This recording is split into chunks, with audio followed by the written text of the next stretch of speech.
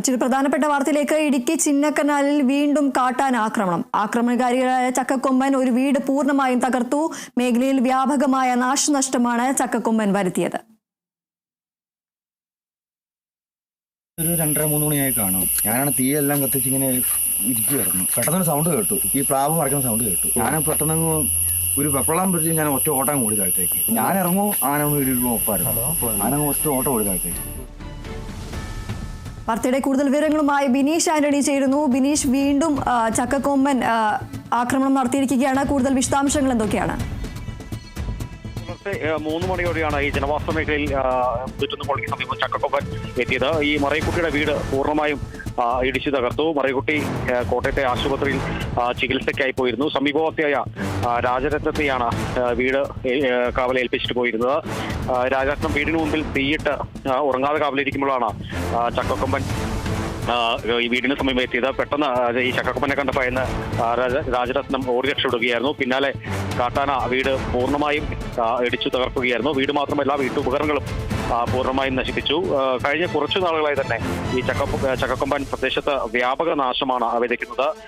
301 ഉന്നതയിലും സിംഗുകണ്ടത്തും സമീപ പ്രദേശങ്ങളിലുമായി നിരവധി വീടുകളും ഏക്കർ കണക്കിന് കൃഷിയും കാട്ടാന നശിപ്പിച്ചിട്ടുണ്ട്. അതേസമയം മേഖലയിലുള്ളവർ ഈ കൈവശ ഭൂമി ആയതിനാൽ തന്നെ നഷ്ടപരിഹാരമായി സർക്കാരിൽ നിന്നും ഒന്നും ലഭിക്കുന്നില്ല എന്നൊരു പ്രധാനം തന്നെയാണ്. കാരണം ചിലപ്പോൾ വീടടക്കം പൂർണ്ണമായി തന്നെ നശിപ്പിക്കുന്ന ഒരു സ്ഥിതിവിശേഷമുണ്ട്. ഇതെല്ലാം തന്നെ അപേക്ഷ നൽകിയാലും നഷ്ടപരിഹാരമൊന്നും ലഭിക്കാത്ത ഒരു സ്ഥിതിവിശേഷം കൂടെ ഉണ്ട്. മേഖലയിൽ RRT സംഘത്തെ നിയോഗിച്ചിട്ടുണ്ടെങ്കിലും കാര്യക്ഷമമായ പ്രവർത്തനം ഇല്ലെന്നാണ് ഈ നാട്ടുകാർ പറയുന്നത്. ഏതായാലും വീടും കൃഷിയിടവും നഷ്ടമായവർക്ക് നഷ്ടപരിഹാരം നൽകുന്നതിന് ഒരു അടിയന്തര സഹായം സർക്കാരിൽ നിന്ന് ലഭ്യമാകണമെന്ന് തന്നെയാണ് ഇവിടെ ആവശ്യപ്പെടുന്നത്. അതോടൊപ്പം തന്നെ ചക്കക്കൊമ്പനെ ഈ മേഖലയിൽ നിന്ന് തുരത്താനുള്ള നടപടി ഉണ്ടാകണമെന്നും ഈ നാട്ടുകാർ ആവശ്യപ്പെടുന്നുണ്ട്. തീർച്ചയായും ബിനീഷ്, നമുക്ക് ദൃശ്യങ്ങളിൽ നിന്ന് വ്യക്തമാണ് ഒരു വീട് പൂർണ്ണമായും തകർത്തിരിക്കുകയാണ് ചക്കക്കൊമ്പൻ. ഈ ഒരു വീട്ടിൽ താമസക്കാരായുള്ള ആളുകളെ മാറ്റിപ്പാർപ്പിക്കുന്നതടക്കമുള്ള കാര്യങ്ങൾ അധികൃതരുടെ ഭാഗത്തു നിന്നും ഉണ്ടായിട്ടുണ്ടോ?